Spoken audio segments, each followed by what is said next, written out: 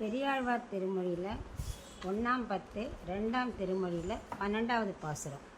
மைத்தடங் கண்ணி அசோதை வளர்க்கின்ற செய்ய தலை நீல நிறத்துச் சிறு பிள்ளை நெய்த்தலை நேமியும் சங்கும் நிலாவிய கைத்தலங்கள் வந்து காணீரே கணங்குழையீர் வந்து காணீரே. இப்போ இதுக்குள்ள அர்த்தம் பார்க்கலாம். நம்ம குட்டி கண்ணனோட திரு அவயவங்களை தான் ஒன்றுனா அனுபவிச்சுன்னு வந்துட்டுருக்கோம். அந்த வரிசையில் கண்ணனோட திருக்கைகளை இந்த பாசுரத்தில் அனுபவிக்கலாம்.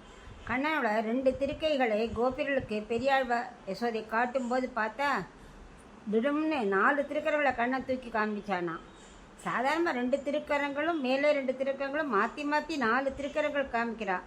அதில் மேலே உள்ள திருக்கரங்களில் வலது கையில் திருச்சங்கும் இடது பக்கம் திருச்சக்கரத்தையும் காட்டினான்.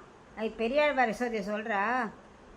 நந்தகோபன் யசோதைக்கு அது தெரியாது, பெரியாழ்வார் யசோதைக்கு தான் எல்லாம் தெரியுமே. அவர் சொல்கிறார், விசாலமான கரிய நிறம் கொண்ட பெரிய கண்களை உடைய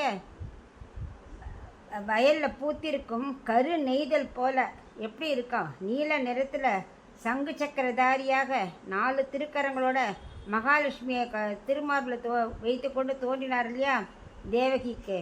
அப்போது தேவகி சொன்னாலாம், கம்சனை கொல்ற வரைக்கும் இந்த 2 திருக்கையில் மறைச்சிக்கோ அப்படின்னு சொன்னாலாம். அப்படி சொன்னதுமே கண்ணன் என்ன பண்ணார், 2 திருக்கரத்தை மறைச்சுன்னுட்டார். இப்போ இங்கே அதை காட்டுறார். அந்த சங்கு சக்கரத்தோடு காட்சி அளித்தார் இல்லையா, அதை இப்போ நன்னா பாருங்கோ அப்படிங்கிறார். நான் பக்தரோட ஆசை நிறைவேறதுக்காக இப்போ 4 திருக்கரங்களோட பகவான் காட்சி அளிக்கிறார். மாற்றி மாற்றி 2 திருக்கரம் மறைச்சுன்றார், அப்புறம் 4 திருக்கரம் இப்படி மாற்றி மாற்றி காமிக்கிறாராம்.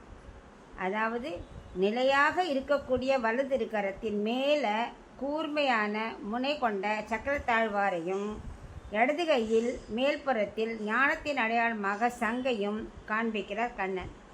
இப்படி திருக்கரங்களை பார்க்க, அதிசயமான திருக்கரங்களை பார்க்க வாருங்கள். இவற்றை மறைத்தாலும் 2 கரங்கள் சங்கு சக்கரம் வைத்திருப்பதை பார்க்க சீக்கிரம் வந்துடுவோம், எப்போனா மறைச்சுன்றுவோம், சீக்கிரம் வாங்கோ, வந்து பல்லாண்டு பாடுங்கோ அப்படின்னு கோபியர்கள் அழைக்கிறாராம் பெரியாழ்வார் யசோதை.